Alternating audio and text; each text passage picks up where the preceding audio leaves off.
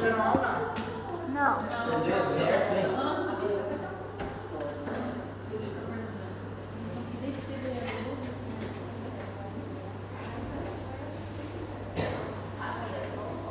Vai precisar do T, doutor?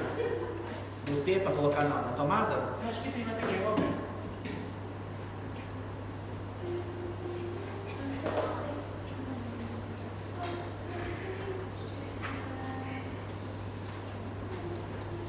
Capítulo 17, né? 17? É.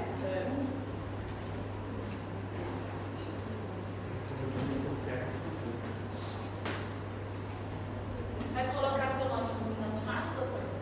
Não, tem material. Tem?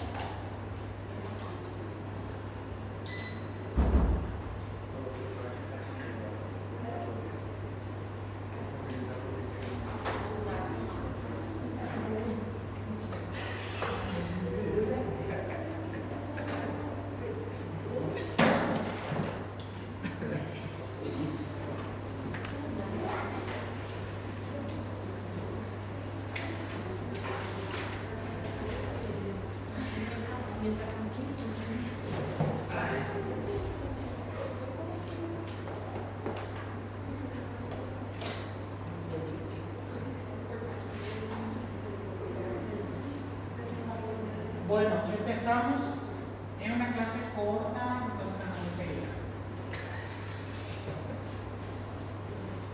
Vamos a hablar sobre el control del flujo, ¿verdad? Y control humoral que ocurre en el mismo tejido. Nosotros en la clase pasada ya habíamos dicho que cada tejido era capaz de regular su propio flujo de acuerdo a sus necesidades metabólicas. Entonces, si un tejido necesita mayor aporte, ello produce vasodilatación o vasoconstricción dependiendo de la cantidad de nutrientes que recibe. Y para que eso ocurra, generalmente existen algunos nutrientes que van a participar para producir vasodilatación o vasoconstricción. Entonces, por eso, cada tejido es capaz de regular su propio flujo, haciendo que el corazón bombee la misma cantidad de sangre sin producir un exceso de función a nivel del miocardio. Entonces, el control local del flujo se da necesariamente a la respuesta de necesidades visuales. Entonces, va a depender principalmente de mi aporte de oxígeno u otros nutrientes que son necesarios para poder mantener el flujo sanguíneo. Entonces, principio fundamental de la función circulatoria prácticamente es que tiene la capacidad de controlar su propio flujo de acuerdo a la proporción de sus necesidades metabólicas. Algunas de las necesidades metabólicas que incluyen principalmente, vamos a ver que el oxígeno tiene un papel fundamental en el control a largo plazo y a corto plazo. Otros nutrientes como por ejemplo la glucosa, los aminoácidos o ácidos grasos también cumplen un papel importante para poder controlar el flujo. Generalmente algunos dióxidos, por ejemplo el dióxido de carbono. Ustedes saben que el dióxido de carbono, si hay aumento de concentración, produce vasodilatación porque tengo que eliminar mayor cantidad de dióxido de carbono. Mantenimiento también de otras concentraciones y transportar hormonas a distintas localidades. Entonces, esas son funciones principales de la circulación. ¿Por qué ocurren estas funciones? Porque tienen la función de controlar su propio flujo. Existen variaciones de acuerdo a cada tejido y a cada órgano. Las variaciones dependen mucho de la función de cada tejido o de la función de cada órgano. Por ejemplo, ¿cuál de los órganos le parece a ustedes que va a tener mayor aporte por riesgo sanguíneo a nivel local? ¿Cuál de los distintos órganos que tenemos en el organismo requiere mayor concentración de aporte o flujo sanguíneo para que pueda funcionar todo el organismo? El hígado es uno de ellos que prácticamente requiere 1350 ml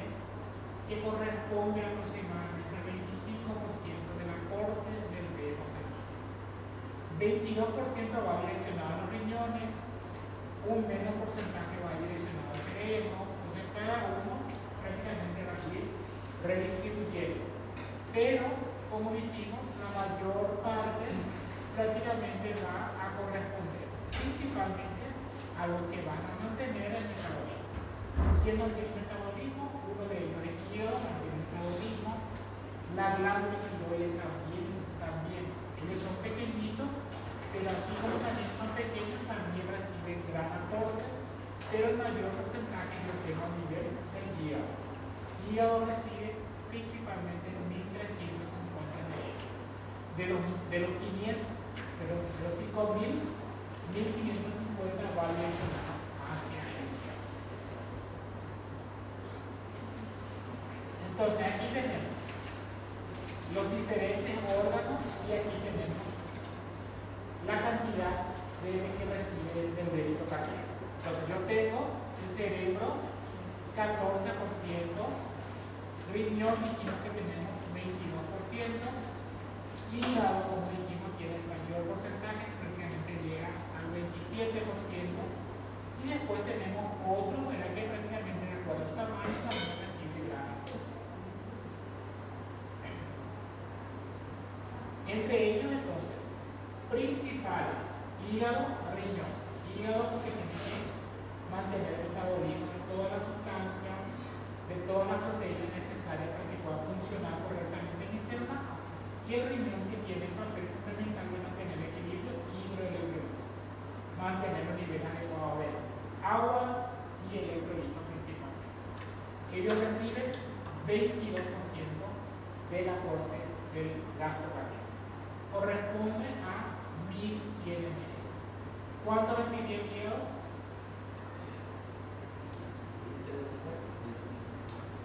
1.350 ml, pero ¿cuánto por ciento? 27%. 27%. ¿El cerebro cuánto? 14%. 14%. ¿Cuánto recibe la tiroides?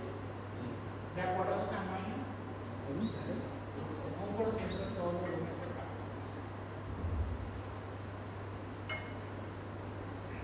¿Cuál es la importancia entonces del control del flujo con los tejidos locales? Ya vimos que es importante que cada tejido controle su propio flujo para no sobrecargar al miocardio. Entonces el miocardio va a bombear normalmente 72 ml de sangre por cada latido cardíaco y en total eyecta 5.000 ml de sangre. Ese 5.000 ml que es eyectado por mi corazón es capaz de suplir con todas las necesidades metabólicas del tejido. Essa quantidade de sangue é por hora? Tipo assim, 1 litro, 350 ml. Sí. É por hora? Sí. Em 1 hora. Ah, sim.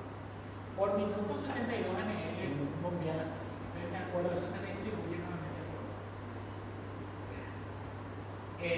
Mecanismos de control.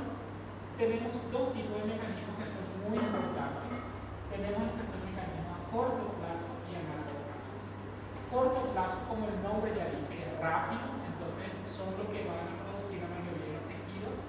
Van a producir dilatación o contracción. Entonces van a producir vasodilatación o vasoconstricción para poder regular principalmente a ese tejido, a ese flujo a nivel del tejido. A largo plazo, generalmente son cambios que requieren días, inclusive semanas, y aquí generalmente ya hay angiogénesis o formaciones de nuevos vasos o una neorevascularización, hay nuevas formaciones de vasos que van a formar circulaciones colaterales. En este caso, por ejemplo, puede ser un corazón de un paciente que tenga más de 70 años, donde ya hay aterosclerosis, endurecimiento de las cadenas arterias, entonces disminuye el volumen y eso necesita formaciones de circulaciones colaterales para que pueda suplir las necesidades de ese tejido. El corazón no muere, pero generalmente hay nuevas formaciones de vasos para que pueda regular su funcionalidad. Largo plazo, ya dijimos que estos cambios lentos puede variar días o inclusive semanas o meses inclusive, estos cambios proporcionan control mejor de un flujo de acuerdo a sus necesidades metabólicas. Hay descenso de tamaño, número de vasos sanguíneos que van a suplir a ese tejido que se hipertrofió. Por ejemplo, un músculo hipertrofiado. Ese músculo hipertrofiado, ustedes saben que lleva periodos para poder hipertrofiarse. ¿Para qué lleva periodos? Porque yo tengo que formar nuevos vasos para nutrir a ese tejido que aumentó el tamaño o aumentó el volumen.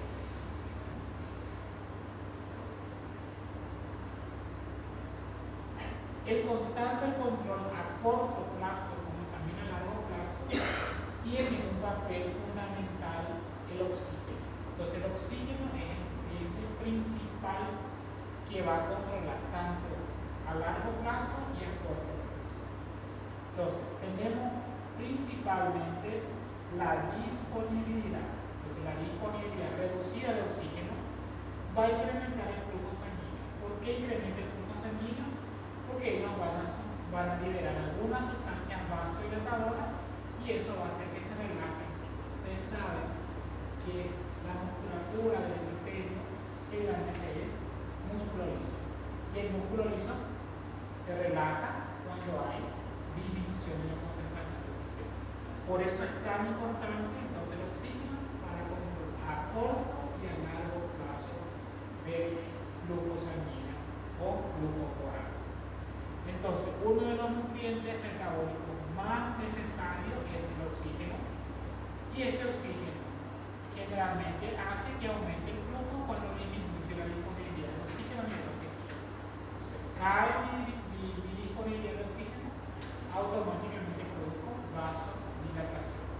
Si produzco vasodilatación, va a aumentar mi flujo, va a aumentar la disponibilidad de los nutrientes. Generalmente, ¿verdad?, algunos pacientes, ¿verdad?, que se exponen a actitudes excesivas, por ejemplo, por eso generalmente nosotros cuando escalamos o subimos la montaña, generalmente necesitamos mayor apoyo. ¿Por qué? Porque hay cambios principalmente en actitud. Si nosotros nos exponemos a concentraciones, ya sea más elevadas o más bajas, entonces eso va a repercutir principalmente en mi tejido. En caso de neumonía, la neumonía hay una respuesta inflamatoria, hay acúmulos de algún tipo de células que interfieren principalmente en la hematosis. Entonces todo eso va a interferir en la disponibilidad de oxígeno. Y la otra teoría, que es prácticamente la más estudiada por los fisiólogos, es la teoría vasodilatadora. Entonces, ¿qué dice la teoría vasodilatadora? Es que cuando mayor sea el metabolismo o menor sea la disponibilidad de oxígeno, más sustancias vasodilatadoras va a producir el organismo. ¿Y cuáles son esas sustancias vasodilatadoras producidas? La más estudiada es la adenosina. Entonces la adenosina viene a ser prácticamente una sustancia vasodilatadora que mis propias células van a producir cuando disminuye el oxígeno.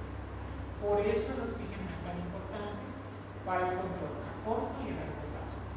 A corto plazo disminuye el oxígeno, se relaja mi músculo. Se relaja mi músculo, aumenta el flujo.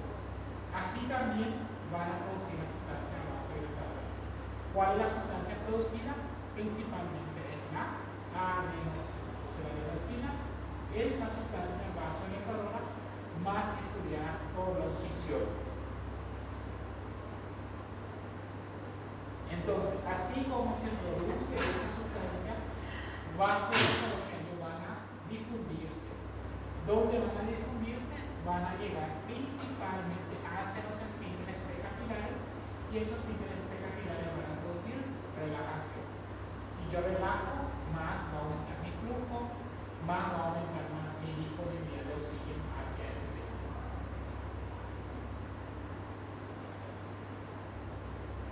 Entonces, muchos de los fisiólogos creen que la adenosina es un vasodilatador local importante para poder controlar el flujo sanguíneo local.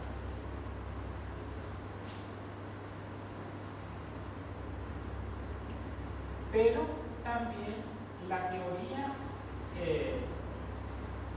aunque la teoría vasodilatadora sea la más aceptada, hay muchos hechos que también fundamentan que la disminución de la concentración de oxígeno es la que va a dar la respuesta.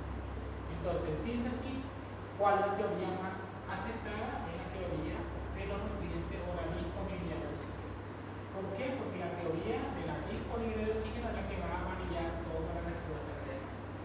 Aunque la sea la más estudiada, la teoría vasodilatadora, más aceptada es la de disponibilidad de oxígeno.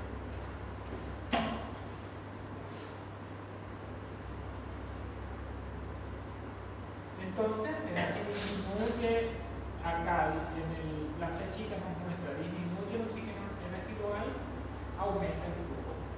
Si aumenta el flujo, va a aumentar la disponibilidad de oxígeno.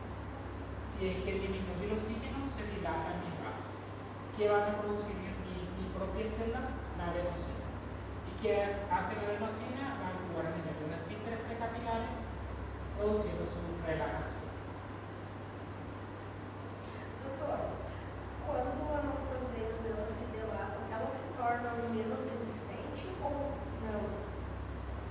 Depende en qué situación, por ejemplo, porque en este caso, por ejemplo, cuando hablamos de controlar flujo son principalmente del árbol arterial.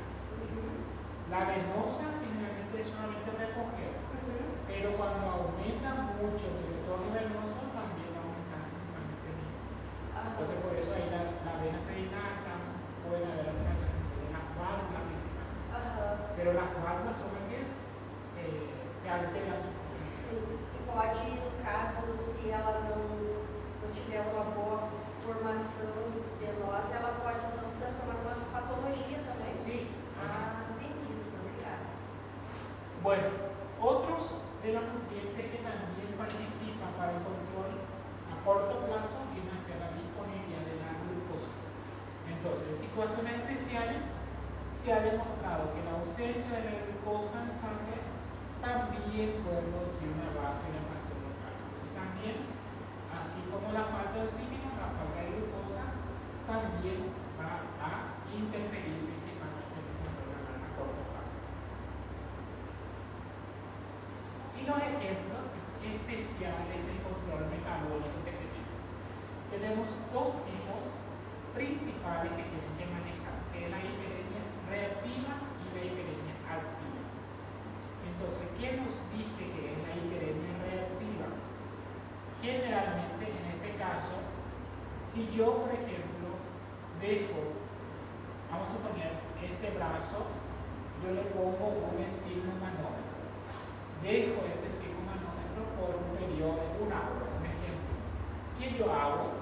Estoy disminuyendo el flujo a nivel de mi tejido. Entonces, ¿qué va a pasar? Si disminuye el oxígeno, va a sufrir mi célula, y una vez que yo saque ese estigmo que yo ocluí mi arteria, automáticamente va a aumentar el flujo sanguíneo. Va a aumentar 7 veces más para poder suplir el tiempo que quedó mi tejido sin recibir el aporte sanguíneo. ¿Sí? Entonces, si nosotros ocluimos, cuando liberamos, automáticamente el flujo tiene que aumentar. ¿Por qué aumenta? Porque tiene que suplir el tiempo que quedó mi tejido sin recibir el aporte sanguíneo. Eso es la hiperemia reactiva. Entonces, después del periodo corto de oclusión, la cantidad extra de flujo aparece durante la fase de la hiperemia reactiva. Dura lo suficiente para poder reponer el tiempo que quedó sin recibir el oxígeno que se tejido. Isso acontece aqui no teste que a gente faz lá dentro. Ocurre en el por eso E hay, aí depois a gente faz o padrão. sí, pero hay, por ejemplo, hay lesiones vasculares, pero generalmente ocurre lo mismo. Entonces, por eso generalmente hay hiperemia que aumenta el flujo. En cambio, la hiperemia activa, en este caso, por ejemplo, así como el tejido aumenta su utilización de oxígeno o de otro nutriente, también aumenta su utilización de oxígeno. Entonces, punto por punto empieza a actuar. Por ejemplo, si nosotros nos concentramos mucho, si me concentro en una lectura, si yo me concentro en una lectura, ¿qué va a pasar? mi cerebro va a aumentar la utilización de glucosa, que está más focado en ese texto. Y así como utiliza el oxígeno, también aumenta el flujo sanguíneo. Ambos actúan juntos. Entonces aquí en el diseño van a ejecutar un poco. Entonces, en la primera imagen superior, en el superior es la hiperemia reactiva. ¿Qué dijimos en la hiperemia reactiva? Que si nosotros obstruimos una arteria, cuando eso obstruimos, automáticamente aumenta el flujo. Aumenta 7 veces más para poder suplir el tiempo que quedó ese tejido sin recibir una aporte sanguíneo. ¿Qué habla en la hiperemia activa? En la hiperemia activa es así como utilizamos, por ejemplo, los nutrientes, aumenta también el flujo proporcionalmente. Junto con la utilización aumenta el flujo. ¿Me explico? Doutor, só uma dúvida. Nessa questão de aumentar o fluxo, vai aumentar o tempo, só o tempo, ou vai aumentar também a pressão do sangue? ¿En cuál de ellos? Cuando, por ejemplo, vamos a suponer, va a aumentar también tu gasto cardíaco, va a aumentar tu retorno venoso, y si aumenta el retorno venoso, aumenta la presión arterial. Mas vamos supor, se for só no membro, vai ser só no membro ou vai ser no corpo inteiro? El cuerpo entero. O corpo inteiro? Sim. Então, no caso de uma hemorragia, a pessoa fez como que é o Torniquete. um torniquete. Então, ela não pode abrir, porque quando ela abrir vai ter muita mais perda de sangue. Sí. Generalmente por eso generalmente, idealmente, tienes que sacar el torniquete una vez que el paciente esté en el hospital recibiendo su Só quando chegar no reposición. hospital. Si no, va a morir porque va a abrir y ahí va a aumentar el flujo y va a morir tu paciente. Porque eu não sei, eu acho que eu vi algum lugar que falava que tipo assim, tinha que deixar tanto tempo, e depois você abria, só para ajudar o circular e fechava de novo. Mas esse tempo ele vai perdendo sangue em si. Foi, né?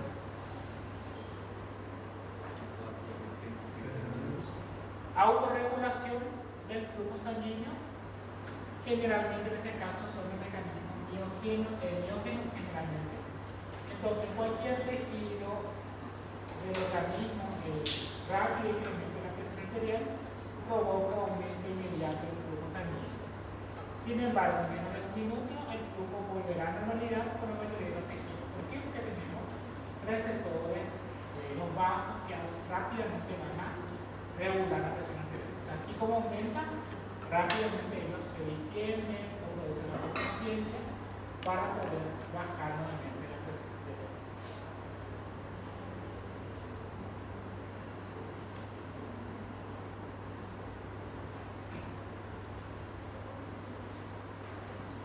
Mecanismos, en este caso vamos a ver especiales, ¿verdad?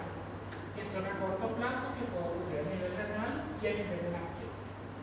En el riñón, verá que dijimos que el riñón tiene papel fundamental en mantener el equilibrio hidroelectrólico. Entonces, generalmente el riñón tiene que aumentar la presión para que pueda eliminar el exceso de líquido y para que de esa forma pueda regular nuevamente mi flujo sanguíneo y regular todo lo que son el equilibrio.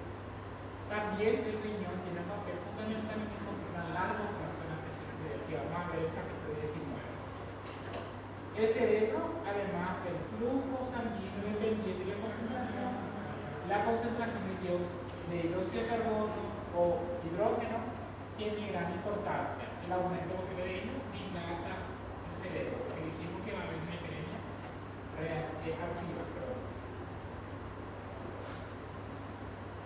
La piel también, porque recuerden que cuando yo tengo disminución de volumen, automáticamente tengo que priorizar mis órganos que son esenciales, órganos vitales. Entonces priorizo corazón y cerebro. Entonces, ¿quién queda sin? Generalmente piel, porque ellos son capilares que necesitan un aporte, entonces ellos tienen que centrar todo. Por eso, cuando el paciente está con pérdida de la bulimia o pérdida de sangre, generalmente pone como miembros fríos. ¿Por qué se ponen miembros fríos? Porque son priorizados mis órganos vitales principalmente.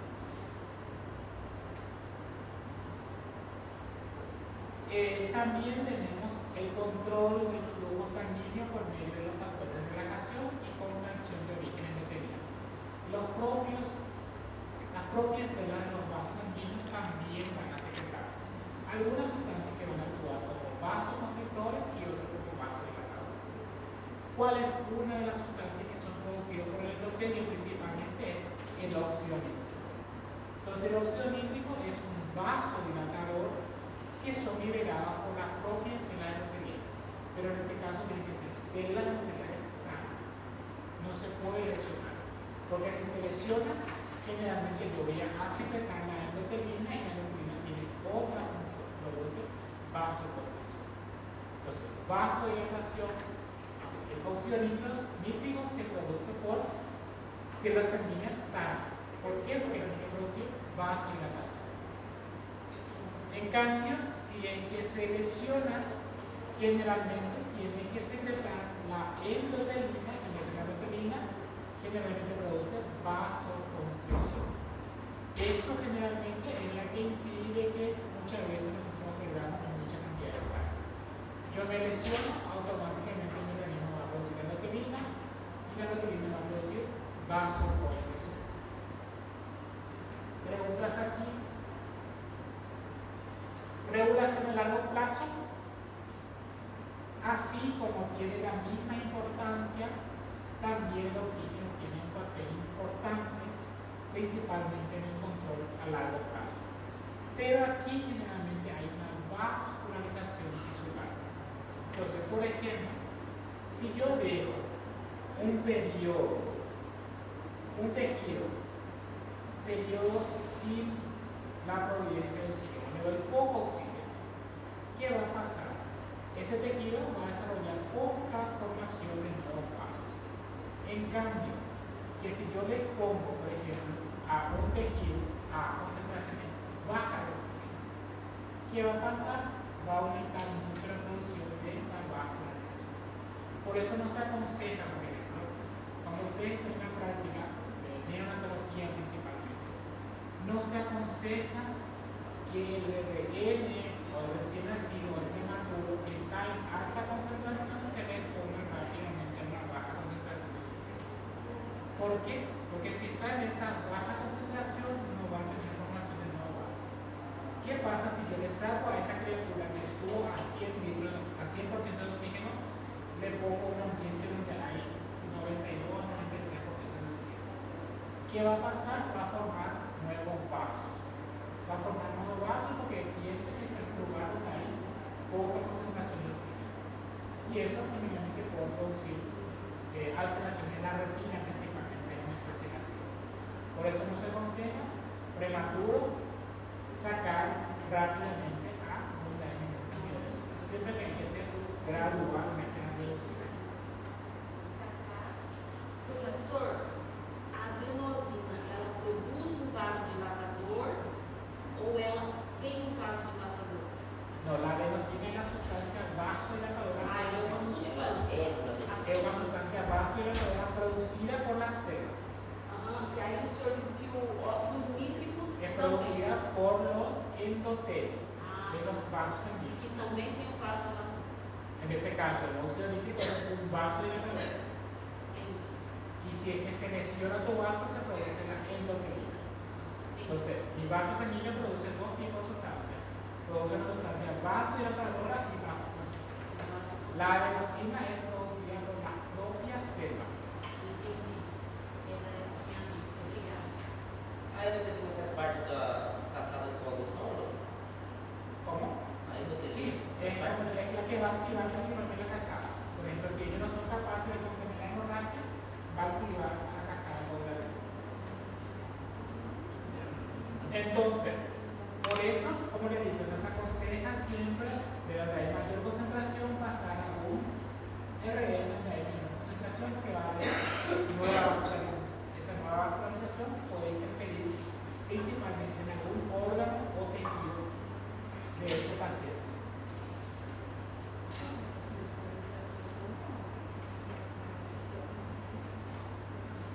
Entonces, función del oxígeno en la regulación a largo plazo.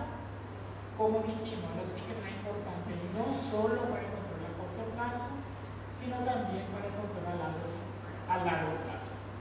Un ejemplo es aumento de la vascularización de los tejidos en los animales que vienen a actitud elevada, donde el oxígeno va a ser hiperbajo. En los recién nacidos prematuros que son tratados en retiene el oxígeno con fines terapéuticos, el exceso del oxígeno provoca la interrupción casi inmediata del crecimiento vascular.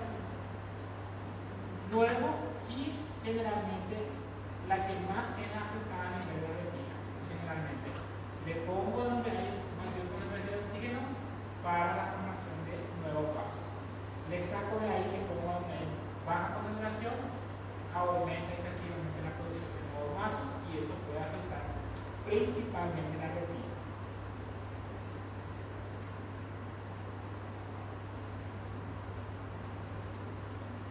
La importancia de los factores de crecimiento vascular en la formación de nuevos vasos sanguíneos.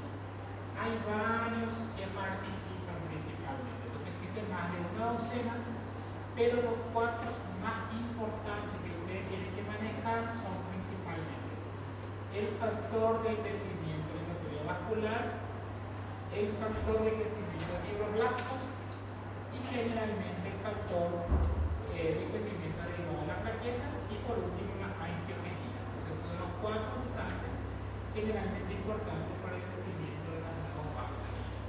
Existen más, pero los más importantes son los 4. ¿Cuándo se produce la vascularización? Cuando yo le expongo a un músculo a su mayor función. Por ejemplo, nunca se va a formar nuevo vaso cuando yo le esfuerzo a un músculo a una velocidad media. Siempre tengo que esforzarle mucho más para que pueda producir hipertrofia. Si se produce hipertrofia, va a generar un nuevo vaso. Entonces, por eso, generalmente, cuando quien hace musculación sabe que cuando más notamos músculo, más va a formarse, va a hipertrofiarse. ¿Por qué se hipertrofia? Porque son secretados mis factores de crecimiento vascular. Regulación del flujo sanguíneo por el desarrollo de la circulación colateral, que también ya dijimos que si un tejido recibe poco aporte de sangre, automáticamente se forman nuevos vasos o vasos colaterales que van a suplir la necesidad de ese tejido, principalmente en edades avanzadas.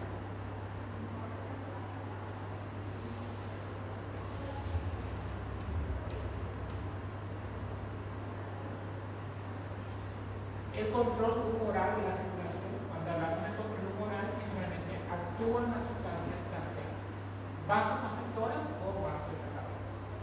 ¿Cuáles son las sustancias vasoconstrictoras? Principalmente tenemos la adrenalina y la noradrenalina. Entonces, la noradrenalina es una sustancia vasoconstrictora y el más potente. Es mucho más potente que la adrenalina.